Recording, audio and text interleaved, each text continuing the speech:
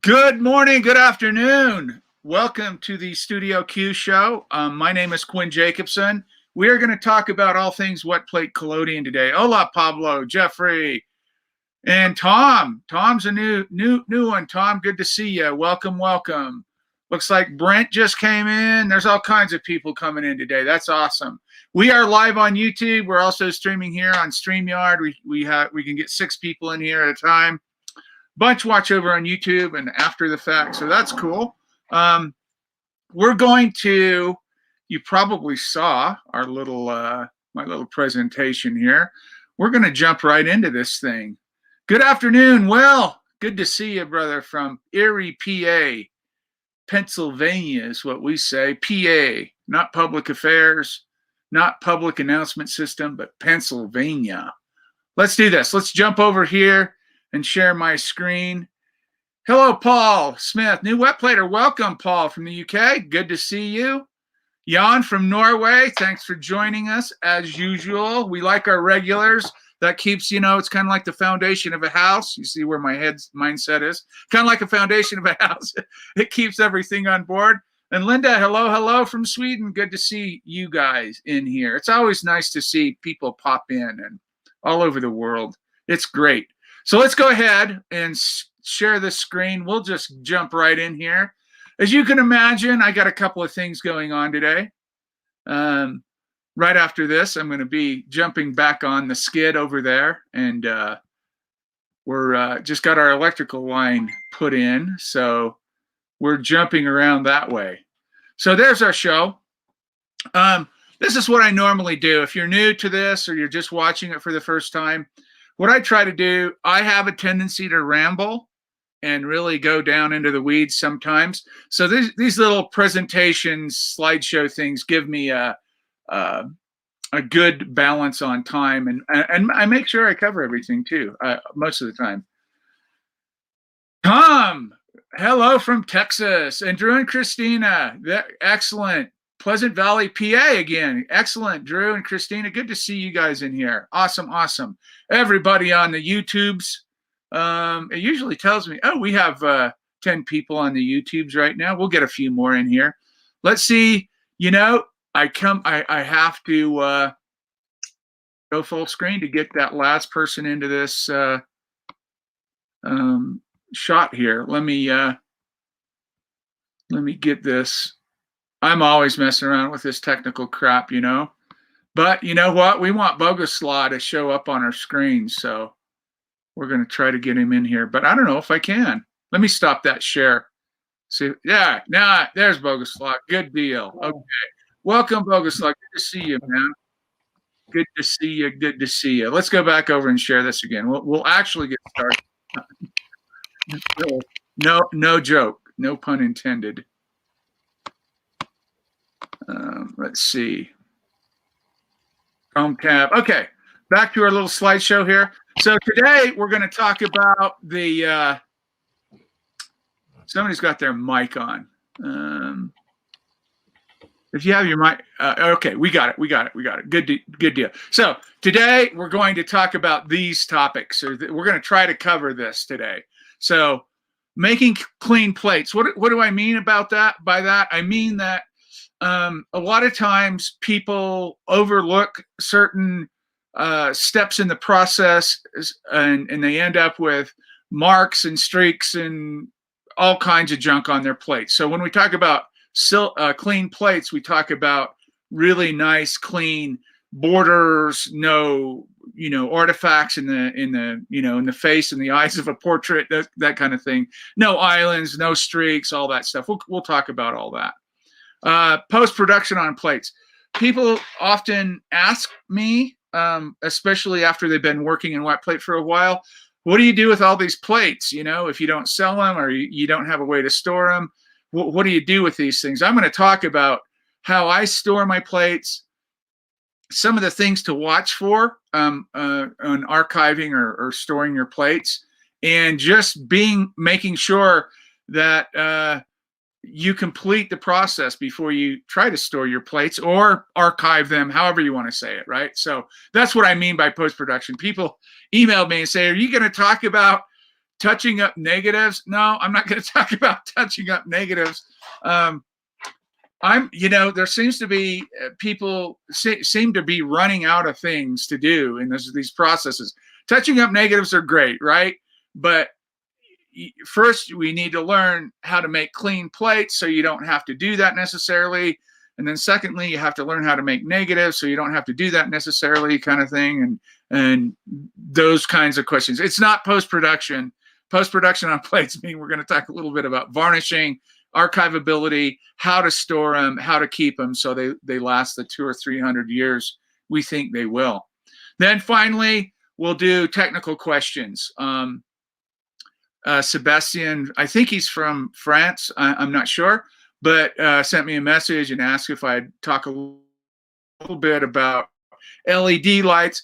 But really the question is how does collodion respond to different types of light? And we're going to cover that. That's mostly what we're going to do today. So those are the questions. I didn't get any photographs to review from anybody, so that's okay. We're okay with that. We're going to just move through some of the technical stuff. So let's start out with making clean plates. Really nice. This is really important when we talk about negative making, especially. Clean plates are really critical in negative making. If you want, you can have defects on a plate on a negative you can't even see with your naked eye, and then you print it and it shows up. That's how much information is there available for the print.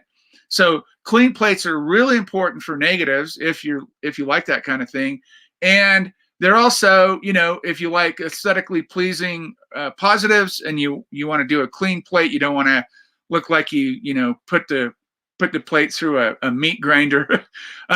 We'll talk about some of these things. And if you love the artifacts and you do all that and you don't mind that, this is probably not a segment for you. This is for people that want some tips and tricks on how can I get my plates cleaner, better looking, all those kinds of things. So let's just go ahead and start this. I call these process flaws. In my book, Chemical Pictures, I'm sure most of you guys have this, have the book. I talk a lot about, chapter 8 is all troubleshooting, and I talk a lot about these problems people face. Let me see if I can grab my little pointer here so you guys can see that. That's pretty cool. So I'm going to talk about the most common things that happen on plates, especially for new people. I guess I don't have a really good example of oysters up here. I could find one real quick if we want to. But let's start off with oysters, sweeps, islands, and drying out. And I'm going to add one more on this page as well, too. So what are oysters? Oysters are those little white sometimes, and they're not always white, too. I mean, most of the time they are, but they're the subtle, tiny pieces, if you will, of organic material that get caught up in the development process. And it's kind of like a virus, no pun intended, but a tiny little piece of organic material will flare out and create, sometimes they're called oyster shells because they have these unique rings, but they're usually white. It's precipitated chemical on the plate. It's usually on the edges. Sometimes they'll stream down from the top because the plate's upside down. So the natural way gravity pulls the silver down, so it's reversed. So you'll see a lot of them on the sides and the top. It looks like it's raining white particulate matter or precipitate stuff off there.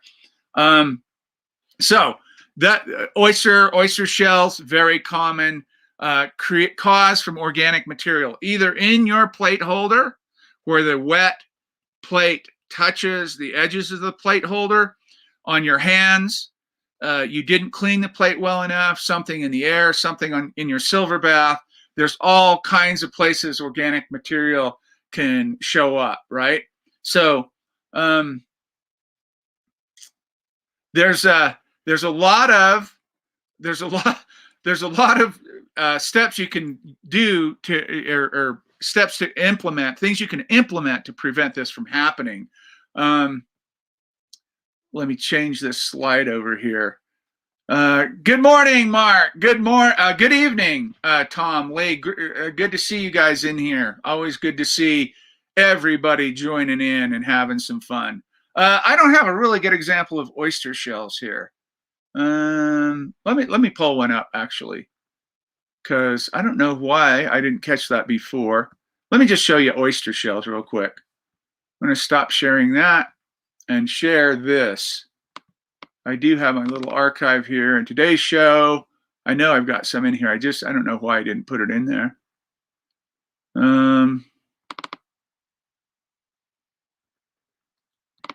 You've all seen them, but for new people, you want to see them. Studio Q show. Studio Q show.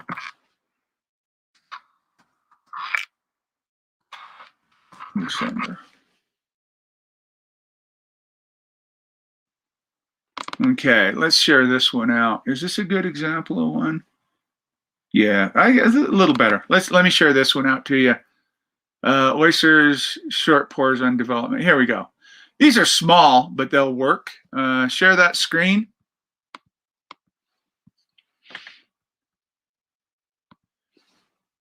So here we have a not overly powerful example, but you can see them down the sides here, right? They're a little bit up there, a little bit on the side. This is from organic material, and you can see they switch around, they follow gravity. So those are usually come from a dirty plate holder. 9 times out of 10, people who use wood for their plate holder, which I do, or some form of that, something that absorbs liquids, usually have a really bad time with it, these oyster defects or artifacts. The big thing about it is you've got to use some polyurethane and coat the edge of your plate holder, right? So if you go to the, it's a lacquer, polyurethane varnish or a lacquer. I've used actual gum sanderac varnish before and coated them. I find the polyurethane, I can get it on a little thicker, but coat the edge of your plate holder, let it dry and off gas for a couple, 3 days. Make sure it's clean and good. That'll give you a surface that when you put your plate holder or your plate in your plate holder, you won't absorb anything that's in the material. And as well as you can just take a wipe and wipe that out really easy between plates, and it'll come up easily because it's like glass. It doesn't absorb, it beads up on the surface, and you can wipe it off. So polyurethane, those plate holders, you'll eliminate a lot of this oysters and defects of all kinds that show up on these plates. So make sure you polyurethane those edges. If you're using the little silver bands or the little corner pieces, you can cut a septum out of a modern plate holder and film holder, and you cut that out and use the little silver springs or wires on the edges. Those are always going to show up. There's nothing you can do about that. You can use plastic, clear plastic, or some type of clear plexi on the corners if you want a plate holder that you can wipe out and clean out, and you'll still get marks from those corner plate holders. It's very common. I wouldn't freak out too much about that, but definitely the oysters, you can take care of those oysters 99% of the time just by polyurethane covering the edges of your plate holder, and so your plates sit in there without having to sit in a bunch of material from the last plate, all that silver and anything you got going on in your process. So really important. That's the first thing. The second thing, these sweeps are really common. Developer sweeps is what I'm talking about. What are developer sweeps? Developer sweeps are where you pour the developer on the plate, and it stops and starts and stops and starts. Those create sweeps. That material stays in that spot longer. It's most active and concentrated on the edge, so it creates sweeps, what we call sweeps. And you can see that just a tiny, faint right here. These are sweeps. See them kind of streaking across the plate like that? Those are sweeps. Sometimes they're more pronounced. What causes this is either just poor technique. You just don't have the technique down of getting that developer over the plate properly, or you don't have enough flow or the viscosity, you need to add alcohol. A little bit of alcohol to your developer will help it flow over. So if you have really bad sweeps or really bad islands, you'll want to add a little bit and make sure it's not your technique. And if it isn't, add a little bit of alcohol to your developer. That will help tremendously. Islands, those are basically the same thing. There's some good examples of islands here where the developer just stops and it creates what we call developer islands. And again, those are from a well-used bath with too little alcohol in the developer. Again, I emphasize using the minimal amount of alcohol in your developer that you can get away with. If you have a new silver bath or a well-maintained silver bath, you don't need that much alcohol in your developer. It will help a lot, believe me. Good evening, Renzo from Belgium. Good evening. Good to see you in here. So those are islands, sweeps, and oysters. Oysters are caused from organic material. Islands and sweeps are caused from either alcohol, not enough alcohol in developer, or poor technique. Basically what it is, it's solvents in your silver bath interacting with that, and it prevents the flow. Alcohol breaks that down. It breaks it down, the viscosity, it lets it flow over the plate evenly.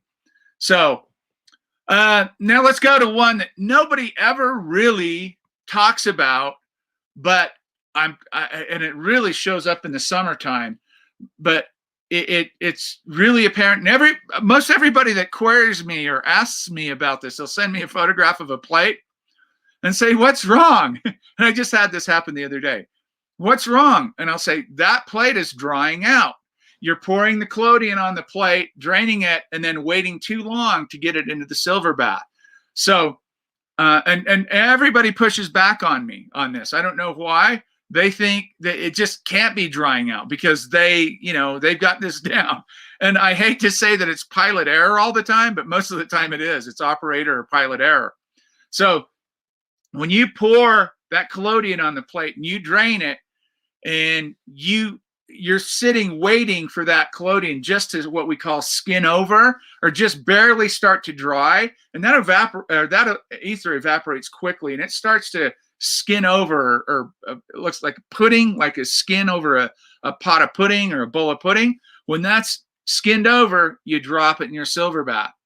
If you wait too long, that stuff starts drying out, and it will dry out just like in this image from the corners here, wherever it was poured from, the least amount of collodion, the thinnest, right, the opposite end of the gravity, will start to dry out first. And these are telltale signs of a plate drying out. This white hard edge, sometimes they're streaked a little bit like this other plate, but most of the time it has this white hard edge really coming from the edges into the center. That's how the plates dry out, and very easy to recognize when the plate's drying out. So they're waiting too long. They're letting the plate dry too long after pouring. The caveat here is you don't want to pour it, drain it, and then throw it in the bath too soon either. Now you're going to have another problem we're going to talk about next. If you start dropping those super wet plates with all that solvent available for the bath, you're going to destroy your bath fast. I mean, we'll look at the next slide, has what we call striations or solvent streaks on it. That's what creates those problems. So does anyone want to chime in and tell me what these marks are on the plate here? These circular, again, the white ring stuff. What are those marks on those plates? Anybody want to chime in? Jeffrey, get in there, brother. Hands being too hot. Ah, the dreaded hot fingertips, eh? You are absolutely correct. And what's so funny about this? Thanks for chiming in, Jeffrey. What's so funny about this is that for the longest time, and this was years ago, that John Coffer in New York, he said that this doesn't happen, right? And his Mythbusters series said this doesn't happen. And, every single winter, for years and years and years, I've taught wet plate workshops in the Northern Hemisphere in the wintertime where it's cold. And what happens, people hold these plates like the waiter tray style, like this, and the hot fingertips here, they pour, they're really nervous. They got their really warm fingertips. It's a cold plate. They pour cold collodion on it. And that temperature difference there where their fingertips are, and notice how they take such a long time to pour that plate.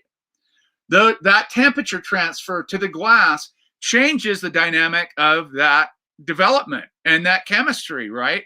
So hot fingertips are real. I can show you tons of examples of these, especially in the wintertime, especially for new people coming into wet collodion.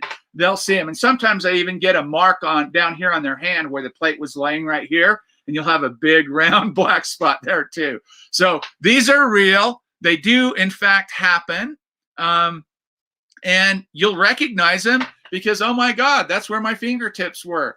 I created, this is out of my book here. I created these artifacts doing, for the troubleshooting. So all I had to do was in, November, December, January here in America, the Northern Hemisphere, all I had to do when it's cool outside and it's cooler all around is just hold that plate for 20, 30, 40 extra seconds. And voila, there you go. You have hot fingertips. It is real. It happens. Don't be fooled. It's the real deal there. So when you see those, yeah, hot fingers. There you go, Jan. Very good. Yeah, Jan chimed in on that one as well. So those are some examples of beginning of some troubleshooting stuff. Now let's talk about two more. Lifting and peeling and striations. Everyone knows and everyone has had this happen. If you've ever poured a glass plate, you've had to get the little fish gills, what I call the fish gills on the corner, and then just lift right up, right in your wash pan or wherever you're at in the process. It shows up quickly. What it is that the collodion wasn't attached well to the glass, and a little bit of water, it's usually in a pan or when you're rinsing it or whatever, will get under there. And, water is just, it's life, but it's also decimating in this process when you don't quite have the edges of your plate clean, because this is where all peeling happens, is from the edge. When you don't have your plate cleaned well enough, or you don't have, ether's a big factor in collodion. That's why there's like 70% in the raw plain USP collodion. That's why the content's so high on that. That ether evaporating helps with adherence as well too. So if most 99% of the time, it's going to be that your edges weren't cleaned. So if you're not a good glass cleaner, or you have problems with lifting and peeling, just take a little bit of albumin on a Q-tip, just a diluted albumin. You can find it in my book. 1 large egg white mixed with distilled water, beat it up, use it, use a Q-tip in it, little tiny jar will last forever. If you just edge that plate, especially for positives, you don't have to do the whole plate. You can pour it on, do the whole plate. If you're doing negatives, you might want to consider that. But for positives, just edge that plate. And it's only going to happen on glass. You don't need to do this on metal or plastic or any other material, right? This is only on glass. So just edge it with a little albumin, let that dry, pour your plate, and your lifting and peeling issues are gone. They're finished. They're over. Mark says maybe John Carver has cold fingers. Maybe he does. I don't know. I don't know where, I don't know. I can't speak. I don't know the man, so I have no idea. But I just know I had so many emails. This was years and years ago. I had so many emails about that. People calling me out. That is not hot fingertips. That can't happen. And try it. You'll find out it can happen. So lifting and peeling, a little albumin on a Q-tip, edge that, you're golden. Now, the big thing for me is, that's great. It's a great crutch to get you through. But if you're making positives and you're doing them on glass, try to get your methodology and your workflow down where you do get the glass clean enough that you don't need to use albumin. Now, I use albumin on all my negatives because I use pyrogallic acid most of the time for redevelopment, and pyrogallic acid shrinks collodion. So you're at a great disadvantage if you don't at least edge the negatives. And sometimes people like to do the whole plate with diluted albumin. That binder, albumin, just like on a print on paper, will create a little more density for you on that negative. It will. So it's a good way to approach some of the issues there. Sometimes we can work out more, less is more. Get more proficient, eliminate that albuminizing your glass plates for positives eventually. Use it for negatives, but try to minimize it for everything else. You want your technique down, you know. Jeffrey says, what can one do to not have those fingertip spots? Thicker gloves? I've been using an aluminum plate as another layer underneath the glass plate. That's a good idea. If you want to do that, what I suggested years ago, you know those little rubber cap tips that people use to go through paperwork with, those little rubber ones you can slip over the tips of your fingers? You try those. Put them just on your rubber gloves. They work well. I tried it. Really, at the end of the day, what you want to do is you want to become very proficient at pouring your plates, and you won't have to hold them that long. You won't have that problem, because that only happens really. That only happens when you're messing with a plate and your hands in the same position or your fingertips are in the same position for a long time. So that is a great way. A couple of ideas there, ways to resolve that if you do in fact have that, and maybe you don't. In the summertime in the warm places, you won't have that problem, so it's a moot point. Okay, and then striations. I call these solvent striations. You'll see them streaking down your plate like this, just like in that image right there. These solvent striations are caused from exactly what it says it's caused from.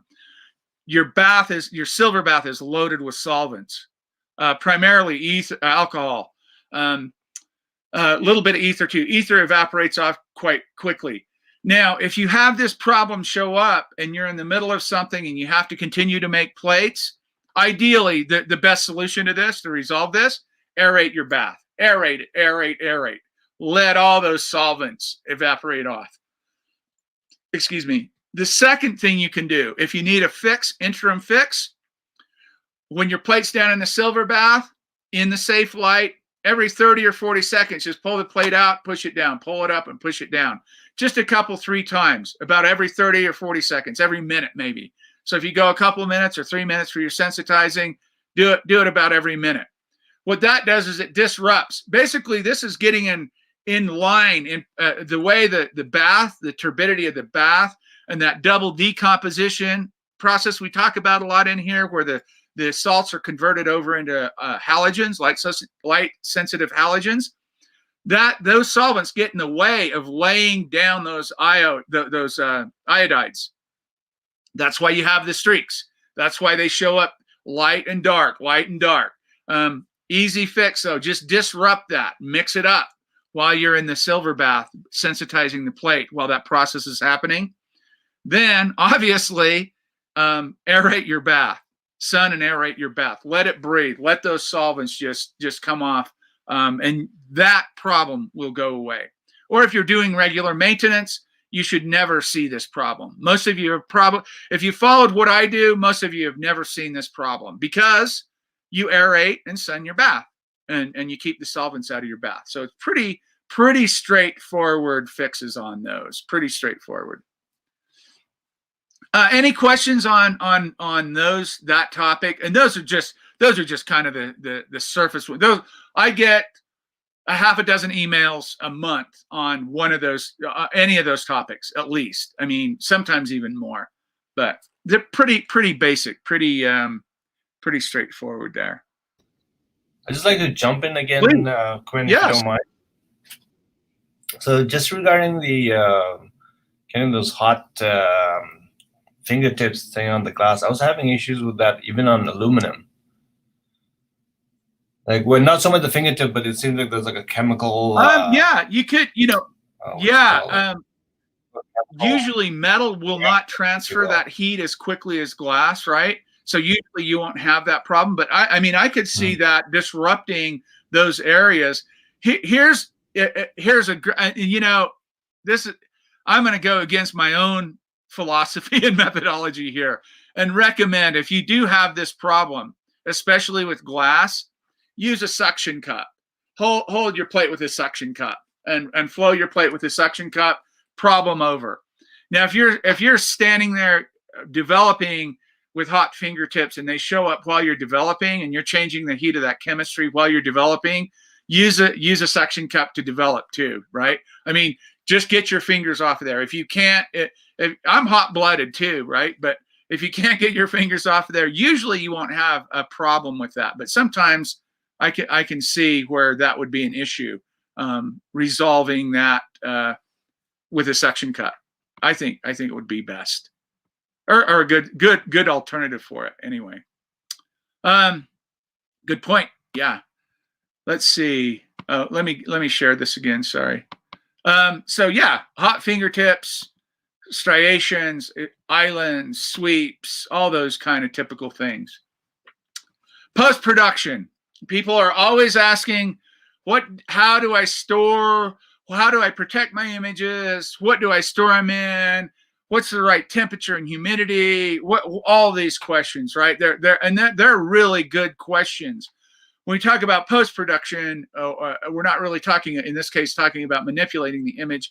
We're talking about finishing the image, right, to where you want to store it archivally. And the first thing is obviously varnish. And we've talked about this a lot on this show.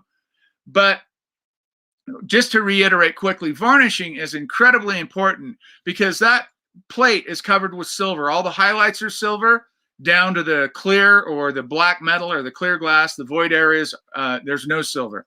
But those highlights, pure silver, have to be protected from the sulfides in the air. So if you don't varnish your wet collodion images, that silver will interact with that sulfide in the air, pollution in the air, and change from silver, metallic silver, to silver sulfide, which is black, just like tarnishing your silverware, right? Remember grandma's silverware? You get out the tarnish and you clean the silverware off. You can't do that with photographs. So you have to varnish them. And my favorite varnish, there's a lot of good varnishes, right? Even modern varnishes, they're stinky and nasty, but they're great. Liquitex, my favorite's gum sanderac, shellac. There's all kinds, Damar. There's all kinds of types of varnishing, especially if you look in the 19th century. Some better than others, but the idea here is to put that coating or covering over that silver. That's the first step in post-production. People don't understand this, but you'll see a lot of folks out there making plates. I've received a couple of photographs from people's living rooms where they have all their plates stacked up on their boards, and they got 50 or 60 plates, and they say, "Oh my God, all these are unvarnished because I'm afraid to varnish. I'm afraid of melting the image. I'm afraid of ruining these, all that stuff." And my response is, those are eventually going to go away. You will ruin those just by time. Now, depending on where you live, if you're way out in the country and rural or up in the mountains like I am, you could probably leave a plate unvarnished up here for a couple of years and it wouldn't have any effect. But if you live in an industrial area where there's a lot of pollution in the air, those plates might not last a month or two before they start tarnishing. So you need to varnish, and you need to include that in your workflow so you don't leave plates unvarnished. I mean, if you've got something to do and you have a rack of 8 or 10 plates and I'll get to them tomorrow or the next day, that's one thing. But if you have 40 or 50 of them stacked around in your living room saying that you're nervous about varnishing, you need to readjust your workflow and learn how to varnish, because that is the first step in preservation. And probably one would argue maybe the most important, right? So why varnish? That's why you varnish. How do you store plates? This is a big one. Now, not everybody's adept or proficient at woodworking or working with other materials where you can make a box and put your plates in it. But that's what you'll want to do. Either learn how to make some, I like wood, pine wood boxes. I made a lot of these. I used a grinder to push out the slots, and then I screw it together, put a lid on it, and I can adjust them for the plates that I want to make. I usually, like all my Ghost Dance stuff, I put them in 6 boxes that held, I think my boxes were between 15 and 20 plates, something like that. And so I had slots that are 15 by 15 centimeters or 6 inches by 6 inches each plate negative, and they slide down in vertical. They're varnished. They slide down in. They're not close at all. They're probably an inch or so away, maybe even further. And they're standing up straight. The only edge that's touching are the outer edges on the slots in the wood, and they're stacked up in that box. And I put them in a dark, dry, cool place. The ideal temperature would be 20 degrees Celsius, 68 Fahrenheit, and between 30 and 40% humidity, relative humidity. So if you have them stored that way, if they're varnished, boxed up, and stored in a nice, dark, cool place like that, relatively low humidity, or decent, not over humid, they will last forever. The mistake people make is, number one, I just said they don't varnish. But if they do varnish, the next mistake they make is they don't let the varnish cure. They let it dry, but they don't let it cure. And then they put plates in an envelope and they stack them on top of each other, right? Bad news. You will never, you do that once, you'll learn your lesson. First problem is the varnish dries and it feels dry to touch it on the plate, but it hasn't cured. The difference in drying and curing is there's a tiny bit of water still left in that alcohol that you used in your varnish. A little bit of water still in that has to cure. And all that water has to be gone out of that tree sap, out of that varnish, or whatever you're using. If you don't do that, and you put it in a sleeve, and then you stack the plates on top of one another, the first day that you have 75 or 80 degrees, 23 to 28 degrees Celsius, and you go to take those plates out of the sleeves, especially the ones that are 3 or 4 plates down, they'll be stuck. They'll just peel off with the paper. You're over. You're done. Well, not really. You can use alcohol and go back through that and all that, but you can avoid that by allowing your plates, varnish them, allow them to dry and cure. And I do not recommend sleeves. I just don't, because there's some 100% rag, what we call rag paper sleeves out there. They're quite expensive. They don't always come in the right sizes. They're traditional sizes. Those are great. If you wanted a sleeve, if you had a traditional size and you want to sleeve them and then put them in your box upright without being, stacked and no pressure, that's great. You can do that. But don't use the plastic sleeve. They off gas. They'll just destroy your images. They'll stick to your images. Man, I've seen all kinds of crazy stuff people have tried to use. That's why I went plain wood box, slots, varnish negatives or positives, close it up and store it. And, index it so you can find them when you need them. But that's my rant about sleeves and envelopes. I'm not a huge fan of them, but if you're going to use them, make sure they're 100% acid-free cotton sleeves, paper sleeves. Don't use any plastic. I know people are going to write me and tell me, look, these are acid-free, XX plastic sleeves. And I mean, if you want to, go for it. But I invest a lot in the plates that I make, and most of them I want to keep and I want to preserve as long as I possibly can. So that's my methodology. Everyone is going to find a different way to tackle this. Some people that take it on and fail will lose plates. I definitely have, no doubt about it. I've learned my lessons the hard way, trying to go cheap, trying to save a little money, trying to save a little space, trying to, whatever it was, right? Whatever I did, I paid for that because I lost plates because I didn't do it properly, and I didn't think it through. I didn't understand the material I was working with well enough, or whatever the reasons were. This has been many, many years, so I've made all the mistakes I think you can, for sure. Pablo says, as for black backing in Ambrotypes, what could you say about asphalt, velvet cloth, acid-free rag paper, et cetera, et cetera? Yes. So Pablo's asking about backing the Ambrotype with asphaltum, or let's say road tar with some solvents in it. That's what it is. And a plasticizer like Canada Balsam, or something to keep the asphaltum flexible. Here's the great news about asphaltum. It is absolutely inert to collodion and absolutely archival for the most part, right? Way beyond, I mean, every ferrotype or tintype that's made has got asphaltum baked onto it. I know you don't bake it on Ambrotypes, but what I'm saying is that's a neutral, a non issue when it comes to collodion. Black velvet, commonly used in the 19th century to back ambrotypes with. But as far as storage and archivability, you can put either one of those on, and like you said, acid-free materials around that as well too, and you will be absolutely fine. We have great examples today of them from 160, 170 years ago. So we know that works. But that's a great question, Pablo. I appreciate you asking that, because people do work a lot with asphaltum.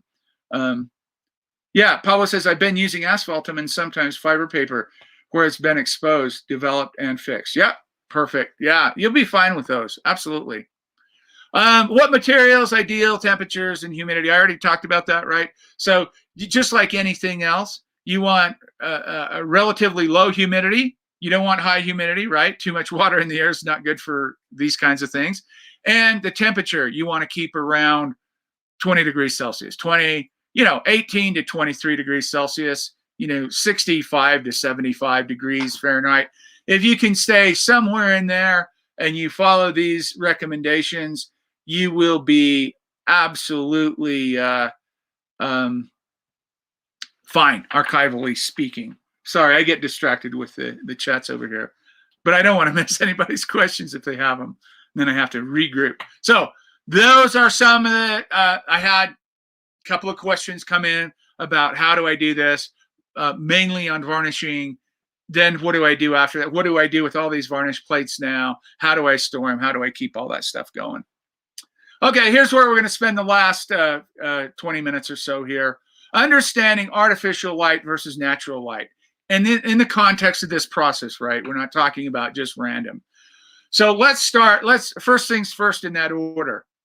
Let's talk about the spectrum, the visible spectrum, and let's talk about nanometers. A nanometer is 1/1,000,000th of a meter, right? Everybody kind of knows that. That's nothing new there. But if you look at this chart, look at the visible spectrum.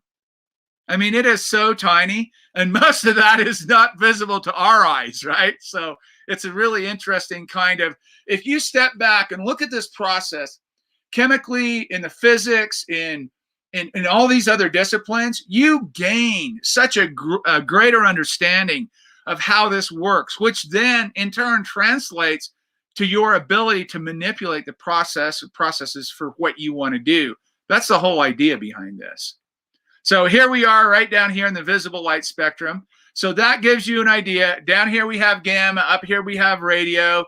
And in photography, we move in the infrared, we move in the X-ray. So this is beyond, this is just a good example of what we're dealing with overall. Let's talk about UV light. Now we see that spectrum. Now let's come down into the UV light arena. So the wet plate process is most sensitive to UVB and C.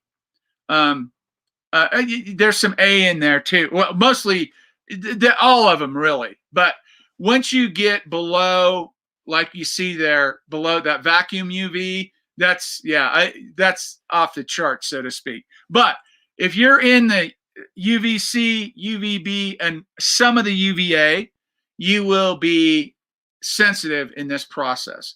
So we're most concerned with the medium wave light source, mostly. Some in the A as well too. But the collodion process looks at the ultraviolet is the brightest. Once you get down into around the 350, 400 nanometers, that's absolutely the brightest you can get with collodion. That's the absolute white. You see down here, black light bulbs and LED work on the spectrum down in that arena, down there in the, all the way from the 240 to 400 nanometers. That's way down. Ultra, like I think about those aquamarine lights. Those push out. They're probably in the 250 range of UV. Those reptilian lights, right, that you put over your lizards or fish. I don't know. I don't have any of them, but that would be a little too much. I like to work in the violet range, the 400 to 450. CFL and strobe, on the other hand, get up into these ranges here. So LED and black light, strobes, and CFL. And then when you get up in the green and yellow, wet collodions pretty much blind when we get here. I'll show you another illustration of this. But just to give you an idea of what this process is sensitive to and some of the material out there that you can use, BLB, and I think LED is going to really come on board strong here soon. This is in my book, but this is just showing you a rough idea, and it's rough, a rough idea of what white is, what collodion sees, and what it doesn't. So up here is a complete blackout for collodion, and down here is completely white. And this is ending somewhere, not all greens, but you get into the yellows. This is ending the visible light spectrum for collodion. But that's kind of a rough. So when you look at, oh, I'm going to buy these bulbs or this LED set, what is the nanometer? What is the spectrum on that? What are you looking at? So natural light, as you can see, natural light, and it's not always this way, it's depending on how you use it, but natural light is more full, and I hate to use the word more natural, but it's more three-dimensional, it's more full. Here's LED and CFL in combination. Again, it looks, you know, I can tell. I mean, you could do this with natural light, and but it would be different. It would definitely be different, and it's hard for me to articulate that. But and then finally, CFL, just CFL and a bounce. You can see right there in her eyes. You see the bank of my CFL lights right there. That's the light source, that one light source that I'm using on her, just like the sun. One light source here, but I believe I had a bounce card up here. You see a little bit of light spectrum or a light source in the little balls there. But that's it. The spectrum, the LEDs are great. You've got to be careful. CFLs and strobes put out minimal amounts of UV. You've got to be careful when you're dealing with human beings and exposing them to these lights for a long time. That's why CFL and strobes are really great for what we do in this process. So Linda says, Drew and Christina, how long can you wait to varnish a plate that has otherwise been properly stored? Drew, I would say it depends on where you live. Pennsylvania, to my knowledge, is the times I've been there have been quite humid. And depends on if you live in Pittsburgh or Philadelphia or outside or some of the more steel belt or industrial areas, you probably wouldn't wait. You wouldn't want to wait too long on that, because it will find its way into that silver. It's just attracted. Those sulfides in the air are very attracted to that silver, and they're everywhere, and it doesn't take much. So I recommend people just work it into your, put it into your process. You finish at the end of the day or with a plate you're making, sit down, after it's washed, sit down and dry it and varnish it. Just make it part of your workflow. That way you never have to concern yourself with waiting too long. If you wait too long, you'll know it. It'll start turning black. It'll mute down. It'll turn black. It won't be poppy. It'll lose contrast, and then it'll start turning dark. You'll see it. Linda, hello. I would love to do portrait and sell them where customers can drop in and do a wet plate.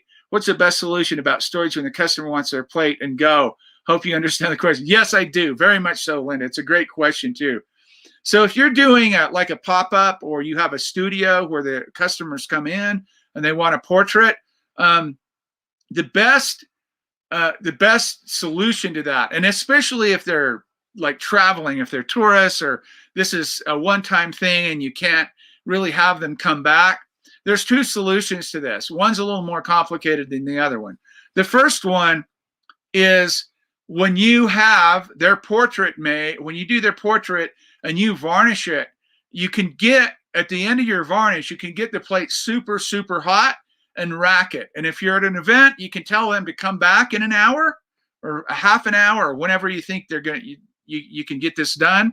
The plate will be dried, right? It will be dry. The problem is it's not cured, like I just talked about. So you'd have to tell them or give them a little note when they pick up the image that you'll have to let this cure, meaning leave it out for 3 or 4 or 5 days before you get it framed up and do all that kind of stuff. You can, I've many times did portraits, varnish them, wait a half an hour, have them pick them up and tell them that, or give them a little note with that, and they're fine. So you can do it, but it takes methodology, and you don't want to get them stacked up. The second method is to varnish them at your convenience when you get back to your studio or your home or wherever. Let them dry and cure, and then put them in the post. But if they're glass, that's not going to work too well. If they're metal, not a big deal, or plastic or whatever you're doing. I hope that answers the question. There's Dale. What's Dale up to? Just coming on board, so I apologize if I already did. Could you please describe the correlation between degrees Kelvin and the UV spectrum? You just saw that, right? So Kelvin temperature, he's talking about, when we talk about 5,600 Kelvin, that's daylight. 5,700 Kelvin, 5,800 Kelvin. Those are daylight. 3,000 Kelvin, right, would be like a warm evening sunlight, right? So Kelvin temperature is, to be honest with you, I mean, maybe I'll get strung up if I say this publicly, but Kelvin temperature has less to do with collodion than nanometers and UV. Your concentration should be in the UV and knowing what nanometer range you're outputting. Now, having said that, there's sensitivity all through the spectrum, right? So people say, oh, you can't make a wet collodion of the moon or by candlelight or by tungsten bulbs. Yeah, you can. And those are all 2,000, 1,500, 2,000, 3,000 Kelvin temperature. Super warm light, very, very little UV. Just takes a lot longer. As long as your plate doesn't dry out, you can definitely make collodion photographs with any light. It's the quality of image you're going to make or not that's dependent on that, right? So Kelvin temperature and UV, really have, I don't really pay, I do pay attention to Kelvin. I mean, you buy CFL bulbs. What they're talking about is they're talking about that clear white light, that Kelvin 5,600 daylight light that they're supposed to reproduce. And then they do have a UV rating on them, and you're going to be in the, CFLs will put out 400, 500 nanometers somewhere in there sometimes, and it depends, everything's different. You'll have the spectrum that you need with CFL regardless of the Kelvin temperature. But if you're talking 5,600 Kelvin daylight CFL bulbs, they're going to be in the 400, 450 nanometer range, which is great. I hope that answers the question. You are very welcome, Linda. Absolutely. Renzo, so do solvent striations always appear vertically to the silver bath? Yes, usually they do. No, I shouldn't say that. If you just put a plate in a heavily solvent silver bath, and that turbidity of how that process lays down, the silver's going around like this, they will lay vertically. They will lay that way. Now, if you have some other things going on, solvent saturation in your bath can create mottle marks. The 19th century literature says mottle marks, flatness, lack of luster in images. It can create all kinds of problems. This is the most obvious physical one, though. And sometimes they just do it in tiny marks in different places. It just depends. If you do a tray method, you can still get them because you don't get them that often. Sorry, because you're moving the pan around because it's laying flat. That prevents that. Just like I said, if you pull your dipper up every minute or so on the tank sensitization, you'll get rid of those. That kind of stuff will show typically always vertical in a tank. Mostly always vertical in a tank. And I hate to say that absolute because I know there are going to be exceptions, but most of the time. Will putting a blue gel 8000K amend wavelength as measured in nanometer? Wow, that's a good question, Dale. Of course, blue gel, you're going to filter that out, amend the wavelength. Yes. I'm going to say yes to that. Yes, it would. because part of that spectrum, let's go back here. Let's go back here. Sorry, I know you don't want to see that. See that blue right there? Well, let's go over here. See that blue? Yes, it will. Definitely, Dale. Without question, in my mind, anyway. But you let us know, right? I mean, I don't know what kind of scientific experiment you've got going on there, but you'll let us know for sure. Yes, I believe that is true. That's a good question, though. Good light questions. 12,000 Kelvin. Jan, you'll have to see what the nanometer is on that. Let's take a look. Or somebody can post. Let's see, 12,000 Kelvin CFL nanometers. Let's see what we come up with here. I'll tell you if there's Kelvin and nanometers.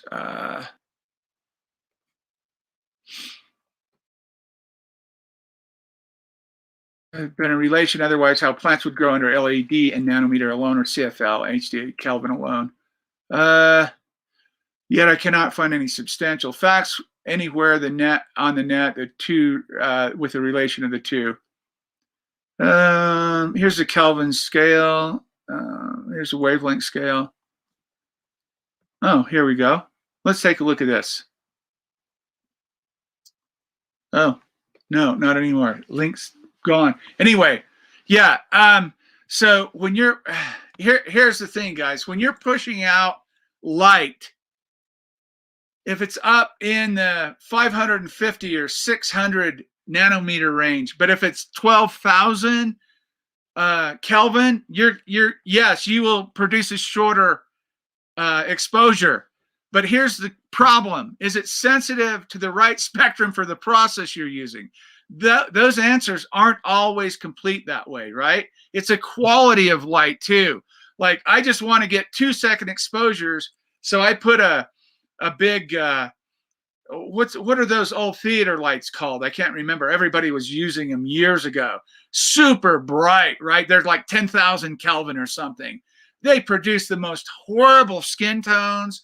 The range isn't good on them. So all light is not created equal, especially for the process you're using. Maybe it's great with film. Maybe it's great with digital, but it might not be so great with collodion. Collodion is sensitive to that UV spectrum. So make sure you pay attention to those things. So Dale says, my logic suggests yes. If one looks through a tungsten CC filter, it will closely Yeah. You could probably say that. They were called finger burners. Yeah. So yes, a lot of science, a lot of physics. Just remember this: all light is not created equal, and we need to understand the process that we're using and how we're using it, and what do we want to get out of it, really? You know, what is it that we're trying to achieve? Commercial jobs versus, you know, your own exploration of what you might be doing may be completely different. You might have a need for stuff that you wouldn't otherwise use, kind of thing. So keep that in mind, guys. That's all I have. You can imagine my mind right now, right? I mean, my mind is just like, God, I got so much to do and so little time to do it. I'm going to, rather than doing all this again, I do appreciate everybody that's purchased my book. I don't do Patreon. I don't do YouTube advertising. I don't do any of that crap. I just try to come on here to try to help people that want to come on, ask questions, share their work, exchange ideas, try to make their life a little better with a little more knowledge. So I appreciate your payback to me through purchasing my book, everybody that's done that. So I know that at the end of the day, if you guys get a little bit out of this, it's all worth it for me. So, and I know future people in the future, like I always say, will be watching them. I get questions on videos that made, 8 years ago. And I'm like, what is that? So I have to go back and look at it and see. But I'm going to start, just FYI, I'm going to start doing a little bit of I don't want to say, I guess it's a giveaway, but what I'm going to do, especially for new people, you guys that have my stuff and are already there, it's cool. But I'm going to come up with every week, I'm going to give a VIP code away to my workshop videos. There are like 42 of them or something. And I'm going to come up with a method that I can help people give those away through watching the show, learning about this stuff, and see where people are paying attention or not. And see, I'm going to try something. Just keep in mind, I'll publish that this week when I have some time. So Jan sent cinematography, nanometer to Kelvin conversion, a very specific, okay. Each of these full spectrum lights contain a light near infinite number of wavelengths, which can be measured in nano. Visible light being 400 to 750. Yep. A very specific wavelength, ruby laser of 694. Yeah. I'm trying to get to something here. 3 million. We'll have to look at this again sometime. I'll look at this and I'll revisit this next week. I don't see anything here that's jumping out at me. Anyway, thanks for that, Jan. I'll take a look at that. I appreciate that. Thank you. Or for everybody, yeah. Thank you so much, guys. I will see you next Saturday. We'll, if you have some photos, you haven't done that yet, send them over to me this week. If you have technical questions, you want to include them, send them over to me this week. And I will definitely do my best to be here every Saturday morning, my time, to do an hour, at least an hour with you. Once we get settled in the house over here, I got my little office space and all that cool stuff going on. I'll be able to do a little longer time with you. And I'll be able to take you out to the dark room and in the studio and show you stuff. And it won't just be me babbling and killing you with a PowerPoint show. Thank you, gentlemen, ladies, everybody out there. Stay safe, stay well, and we'll see you next week. Bye-bye now. Ciao.